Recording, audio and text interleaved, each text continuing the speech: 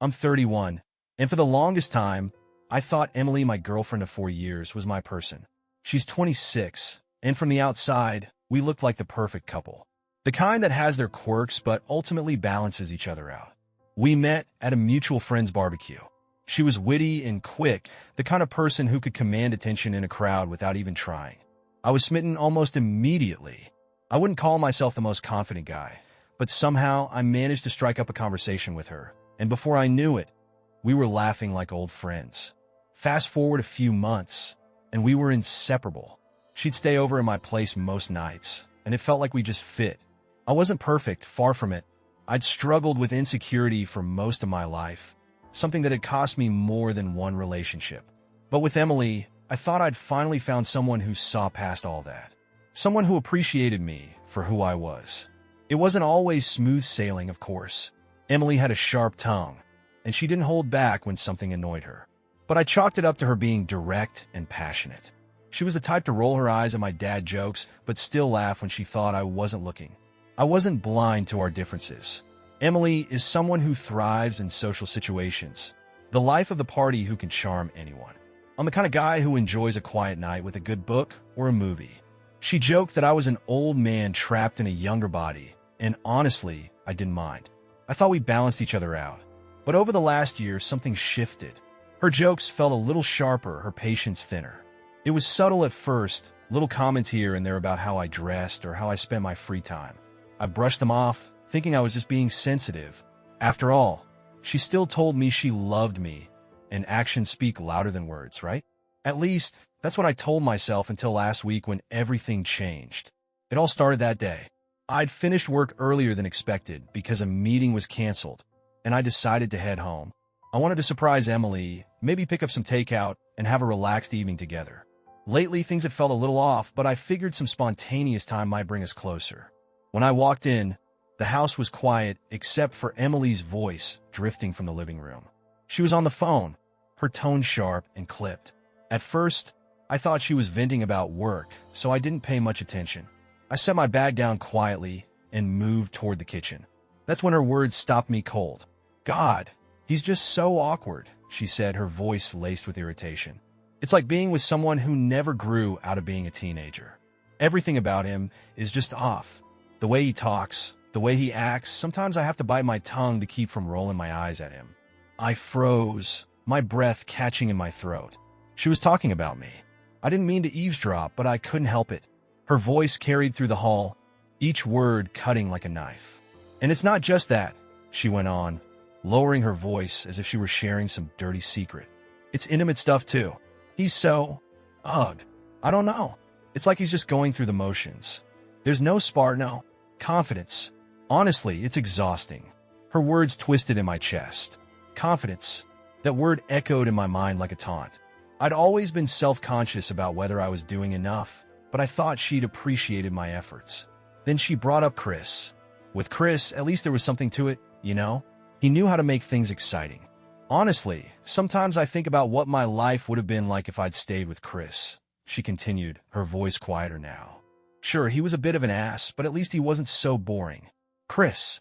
The ex she swore was a mistake. Hearing her compare me to him like this, the casual disdain in her voice, made my stomach churn. I can't handle it. I'm tired of pretending everything's fine when I know I could do so much better," she added, her voice dropping further.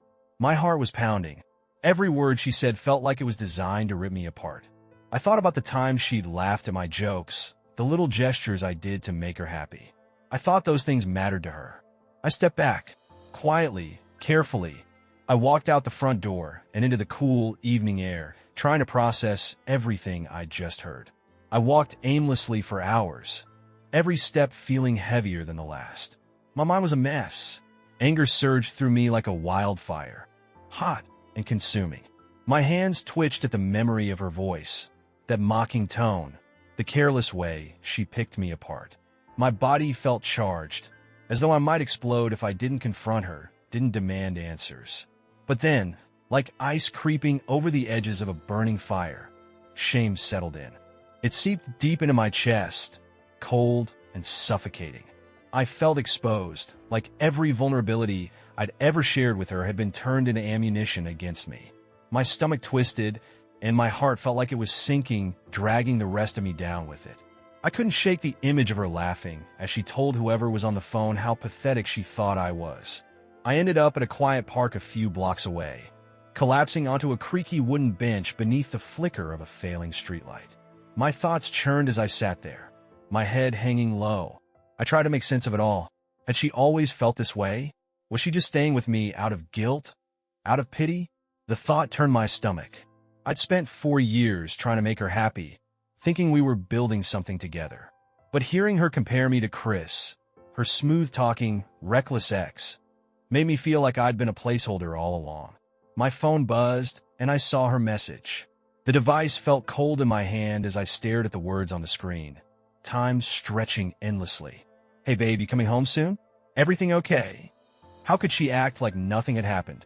Like she hadn't just ripped me apart when she thought I wasn't listening? The words on the screen blurred as tears stung my eyes, but I blinked them back, refusing to let them fall. My chest tightened as I imagined walking into the house and facing her. The thought of seeing her sitting there, calm and unbothered, was unbearable. When I finally stood and made my way back home, the streets were empty. The house was dark, except for the faint glow of the living room window. I stopped at the edge of the driveway, my feet refusing to move. My body felt heavy, like I was carrying all the weight of her words with me. But something held me back. It wasn't fear exactly. It was something deeper, something harder to name. It was the realization that whatever she said next wouldn't fix what I'd heard. I turned away and walked to my car, which I had parked not far from home. My hands were shaking as I held the steering wheel, and I sat in silence for a long time before driving to a motel on the outskirts of town. By the time the first rays of sunlight crept through the thin motel curtains, I had made up my mind. Lying there in that stale, silent room, I realized that no matter how much I cared for Emily, or thought I cared, I couldn't let myself be reduced to the version of me she saw. I couldn't keep living in the shadow of her disdain, pretending everything was fine. I deserved better than that, even if part of me wasn't sure what better looked like yet. Grabbing my phone from the nightstand, I stared at her unanswered text one last time. The words were hollow now, a mask she wore to keep me from seeing the cracks. I pulled on the clothes I'd left crumpled on the floor and grabbed my keys. The motel room was bleak, but it had served its purpose. It gave me space to think, to accept the truth I hadn't wanted to face. My car sat in the parking lot, coated with a thin layer of frost. I climbed in, shivering as I started the engine. My hands gripped the steering wheel tighter than they needed to, but it gave me something to focus on. I didn't drive straight home. Instead, I stopped by a diner I'd passed on the way to the motel. I needed coffee and a moment to figure out what to say. Over a steaming cup, I scribbled a few notes in my phone, trying to piece together the words I'd used to finally confront her. I wasn't going to shout or accuse her. Not because she didn't deserve it, but because I didn't want to give her the satisfaction of thinking she'd rattled me. When I pulled into the driveway an hour later, my heart was pounding, but my resolve was steady. I took a deep breath, staring at the front door as I gathered myself. Inside, the house was quiet. Emily was sitting at the kitchen table, her laptop open, sipping coffee like it was just another ordinary morning. She glanced up as I walked in, a look of mild surprise flickering across her face. "You're back," she said, closing her laptop. I was starting to get worried. "Is everything okay?" I ignored the question. "We need to talk." The words came out firmer than I expected. She blinked, caught off guard by the tone, but didn't say anything. I pulled out a chair and sat across from her, leveling her with a look that didn't waver. Emily sat at the kitchen table, her fingers absently tracing the rim of her coffee mug. She glanced up at me, her brow furrowing slightly. "What's going on?" she asked cautiously, sensing the tension in my voice when I said we needed to talk. I took a seat across from her, my heart pounding, but my resolve firm. I didn't plan to draw this out. "I came home early yesterday," I began, keeping my tone steady, "and I overheard you on the phone." Her face remained neutral, though I noticed her grip on the mug tighten just slightly. "Okay, and," she said, her voice carefully casual, "what does that have to do with anything?" "I heard everything, Emily," I said, locking eyes with her. "I heard you talking about me, tearing me apart, laughing at me, comparing me to Chris. Her expression faltered for a split second, but she quickly recovered, forcing a confused smile. "What are you talking about?" she asked, her tone laced with forced innocence. "I wasn't talking about you. I don't even know what you think you heard, but you're wrong." "Don't do that," I said sharply, leaning forward. "Don't sit there and act like I didn't hear you. You called me pathetic. You said you were embarrassed to be with me. You said Chris was better. I heard every word, Emily. Just be honest." Her face flushed, and her tone turned defensive. "You're imagining things," she snapped, sitting up straighter. "I wasn't talking about you. I care about you. I'd never say those things." I stared at her, my jaw tightening. "Enough," I said quietly. "You and I both know you're lying. The things you said were cruel, Emily. They were disgusting." Her face crumpled as tears began to pool in her eyes. "Please," she said, her voice trembling. "I don't know why I said those things, okay? I was upset. Maybe I was just venting. You have to understand, I didn't mean any of it." Her voice cracked, and she buried her face in her hands. "I love you," she sobbed. "I've always loved you. You're the only person I've ever wanted to be with. Please don't do this." For a brief moment, the tears almost got to me.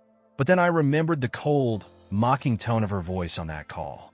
The laughter, the cruelty. I steeled myself, keeping my voice calm. "If that's love, Emily, I'd hate to see what your hate looks like." Her sobs stopped abruptly, and her head shot up. The softness in her expression was gone, replaced by something sharp and venomous. "You're really doing this?" she hissed, her voice dripping with fury. "You're throwing me out over a stupid phone call?" "Yes," I said simply. "This is my house, and I'm done being disrespected under my own roof." Her lips curled into a bitter sneer. "You're unbelievable," she spat, standing abruptly. "You think you're some kind of catch? You're a joke. You've always been a joke. I stayed with you because I felt sorry for you." Her words hit hard, but I stayed silent, letting her spiral. "You're so insecure," she continued, her voice rising. "God, it's exhausting. And don't even get me started on how you are in bed." She laughed harshly. "Do you have any idea how many times I've had to fake it just to get through the night? You think you're some kind of man? Please." I gritted my teeth, refusing to rise to her bait. "Anything else?" I asked coldly. Her face twisted with rage as she hurled every insult she could muster. "You're boring. You're pathetic. You're a whiny little loser. And you're going to be alone forever. No one else is ever going to want you." Her voice broke as she screamed. "You'll die alone, and you'll deserve it." I stood, my posture rigid as I pointed toward the door. "Pack your things," I said, "and leave. Today." Her eyes blazed as she stormed to the bedroom, slamming the door so hard I thought it might come off its hinges. The sound of drawers slamming and muffled curses filled the air as she packed her things. When she returned, her suitcase in hand, she paused by the door, her face streaked with tears but her expression full of scorn. "You'll regret this," she said through clenched teeth. She slammed the door behind her, shaking the walls. For a long moment, I stood there in the silence, the sound of her rage still ringing in my ears. That night went by uneventfully after Emily left. A friend of hers came to pick her up, and she didn't say much aside from some muttered complaints as she handed over her key. Once she was gone, I locked the door behind her and tried to focus on getting through the night. She started texting me almost immediately. Her messages swung wildly from apologies and tearful pleas to pure venom. One text would be her begging me to talk, saying she loved me and didn't understand how I could do this to her. The next would be filled with insults, accusing me of being heartless and ungrateful. I didn't answer any of them. The only time I reached out was the next morning, texting her to let her know I'd put her things on the porch and that she could pick them up while I was at work. For most of the day, I didn't hear a word from her. I thought she'd taken the message seriously and decided to leave me alone. But just as I was about to wrap up at work, my phone buzzed with a final text from her. It was nasty, wishing me every misfortune she could think of, and it dripped with spite. I didn't respond. When I got home, I immediately knew something was wrong. The front door was locked, but there was a strange stillness in the air as I stepped inside. The house was a complete disaster. The living room looked like it had been gutted by a wild animal. Shards of glass glinted from the remains of picture frames on the floor. The coffee table had been flipped over, one leg snapped clean off and lying a few feet away. The carpet was stained with what looked like spilled coffee or soda, soaking into the fibers like a dark bruise. In the kitchen, the devastation continued. Cabinet doors hung crookedly, some ripped off entirely, revealing disheveled shelves inside. Pots and pans were scattered on the floor. The refrigerator had been ransacked, condiments and leftovers smeared across the linoleum like a bizarre abstract painting. The sink was overflowing, not just with water, but with shattered plates and clumps of food clogging the drain. It was the kind of destruction that didn't just suggest anger, but pure, unrelenting fury. I stood there for a moment, staring at the mess she'd left behind. This wasn't just immature, it was outright malicious. The weekend before, we'd spent time together like any other couple, watching movies, going out with friends, even talking about future plans. And now my house was destroyed, and I felt like I barely recognized the person who did it. I cleaned up as best I could that night, but the sheer scale of the destruction was overwhelming. Later, my phone lit up with an onslaught of furious messages from her. She called me every name in the book, each text more insulting than the last. I skimmed a few before blocking her number. The next day, I filed a police report and took pictures of the damage for insurance. I knew it was unlikely anything would come of it legally, but it was better to have it on record. My focus now is on rebuilding. It's staggering how fast things can fall apart. But one thing is clear. I made the right decision. I think what hurts the most isn't the destruction she caused. It's realizing that someone I cared for so deeply could be so cruel. That the person I thought I knew wasn't the person she turned out to be. We had disagreements like any couple, but I never thought of our relationship as unhealthy. I was never intentionally cruel to her. Sure, I'd had bad days when I was short-tempered or distracted, but I'd always assumed we were happy overall. I know I was. Now, I can't help but question everything. Did I let her down? Was I so oblivious to her feelings that it pushed her to act the way she did? Or was this just who she was all along, and I ignored the warning signs?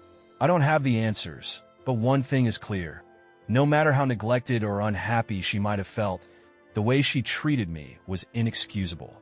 The things she said, the way she mocked me, and the way she reacted to the breakup, it was cruel, plain and simple. I didn't deserve that. I didn't deserve to be made to feel like a joke in my own relationship, or to be treated as if I didn't matter. It's clear now that Emily never truly respected me, and I'm done accepting less than I'm worth.